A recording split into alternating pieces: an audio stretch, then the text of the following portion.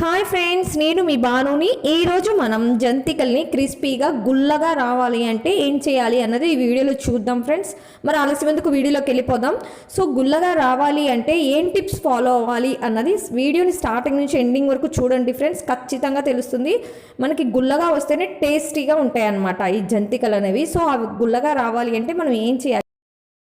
So జంతికలు గుల్లగా రావాలి అంటే మనం 3:1 రేషియోలో పిండి అనేది తీసుకోవాలి. 3 కప్స్ బియ్యం పిండి అయితే 1 కప్ శనగపిండి తీసుకొని దాంట్లో కొంచెం ఉప్పు, అలానే సోడా ఉప్పు, అలానే హాట్ ఆయిల్ వేసుకోవాలి. ఒక 4 or 5 టేబుల్ స్పూన్స్ ఆయిల్ వేసి కొంచెం కారం కూడా వేసుకొని మిక్స్ చేసుకోవాలన్నమాట. ఈ ఆయిల్ వేయంగానే వాటర్ పోసేసి మిక్స్ చేసేసుకోకూడదు. ఆ ఆయిల్ అనేది పిండి మొత్తానికి పట్టించుకోవాలి. నేను చూపిస్తాను చూడండి ఎలా కలుపుకోవాలంటే. ఇదిగో ఈ విధంగా ఫింగర్స్తో ఈ విధంగా కలుపుకుంటే ఆ ఆయిల్ మొత్తం పిండికి పడుతుంది.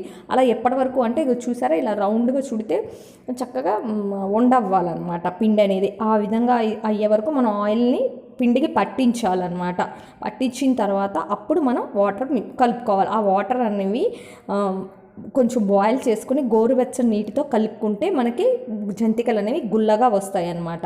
అలానే పిండి రేషియో కూడా చాలా ఇంపార్టెంట్. పిండి ఆ రేషియోలో కాకుండా మనం కనుక ఎక్కువ బియ్య పిండి తీసుకుంటే బాగా క్రిస్పీగా ఉంటాయి. దాని మూలంగా నవిలి దవడలు నెప్పుడతాయి తప్ప ఎక్కువ తినలేమన్నమాట. అంత టేస్టీగా రావు. ఈ విధంగా తీసుకుంటేనే చక్కగా లోపల అనేది పిండి ఈ కన్సిస్టెన్సీ వచ్చే వరకు చూసుకుంటూ మనం మిక్స్ చేసుకోవాలన్నమాట. కొంచెం గట్టిగానే ఒత్తుకొని కలుపుకోవాలి. కొంచెం చపాతీ పిండి లాగానే కొని జంతికల మౌల్డ్ ఉంటుంది చూసారా, ఆ మౌల్డ్లో ఆ మిశ్రమాన్ని సన్నగా చేసుకొని పెట్టేసుకోవాలి.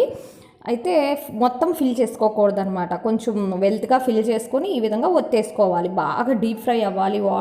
ఆయిల్ అనేది బాగా కాగాలి. కాగిన తర్వాత మనం జంతికల మౌడ్లో పెట్టుకున్నాం కదా, ఇవి జంతికల్లాగా ఒత్తేసుకోవాలన్నమాట. ఒత్తేసుకొని చక్కగా మీడియం ఫ్లేమ్లో ఫ్రై చేసేసుకుంటే చాలా టేస్టీగా ఉంటాయండి, క్రిస్పీగా వస్తాయి. నేను చెప్పినట్టు 3:1 రేషియోని ఫాలో అవ్వండి, చక్క టేస్టీగా వస్తాయి. అలాగే కొంచెం హాట్ ఆయిల్ వేసుకొని మంచిగా పిండిని కలుపుకున్న తర్వాతే వాటర్ యాడ్ చేయండి ఫ్రెండ్స్. వేస్తే మీకు కూడా ఈ జంతికలు అనేవి క్రిస్పీగా ఉంటాయి.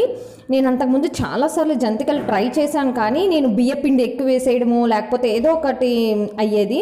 నేను ఈ టిప్స్ అన్ని ఫాలో అయిన తర్వాతే నాకు ఈ జంతికలు అనేవి ఇలా గుల్లగా రావడం మొదలైంది. అందుకనే నేను మీకు ఇది షేర్ చేస్తున్నాను అనమాట. మీరు కూడా ఇది ట్రై చేయండి ఫ్రెండ్స్, మీకు ఖచ్చితంగా నచ్చుతుంది.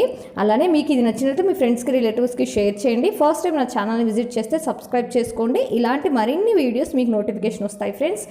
చూపిస్తున్నాను చూడండి ఎంత గుల్లగా వచ్చాయంటే నా జంతికలు. ఒకసారి మీరు చూడండి, మీకే తెలుస్తుంది. చాలా బాగున్నాయి అన్నమాట. టేస్ట్ మాత్రం సూపర్గా వచ్చినాయి. ఒకసారి మీరు కూడా ట్రై చేయండి. ఈ విధంగా నేను అన్ని జంతికలు కాల్ చేసుకున్నాను అనమాట. యాక్చువల్గా ఏంటంటే బాగా రెడ్డిష్గా రాకుండా, గోల్డ్గా రాకుండా ముందే తీసేయండి ఫ్రెండ్స్, అప్పుడు బాగుండే. చూసారా, ఇగో చూపిస్తున్నాను చూడండి ఎంత చక్కగా వచ్చినాయో. మనకి జంతికలు అనేవి ఇరిపితే లోపల గుల్లగా రావాలన్నమాట. లోపల బొంగులాగా ఉండాలి. అట్లా ఉంటేనే మన జంతికలు అనేవి చక్కటి టేస్ట్ ఉంటాయి అన్నమాట. మంచిగా ఎన్ని తిన్నా కూడా అలా వెళ్ళిపోతాయి తప్ప మనకి ఏం తెలీదు. సో ఆ విధంగా ఒకసారి మీరు కూడా ట్రై చేయండి, మీకు ఖచ్చితంగా నచ్చుతుంది ఫ్రెండ్స్. ఈ రేషియోలో చూపిస్తున్నాను చూడండి ఎంత గుల్లగా వచ్చినాయో లోపల. ఈ విధంగా మీకు కూడా రావాలి అంటే ఈ టిప్స్ అన్ని ఫాలో అవ్వండి friends. Thank you for watching. Please share and subscribe. అలాగే ఈ రెసిపీ ఎలా ఉంది అన్నది కామెంట్ సెక్షన్లో కామెంట్ చేయడం మాత్రం మర్చిపోవద్దు ఫ్రెండ్స్. Thank you.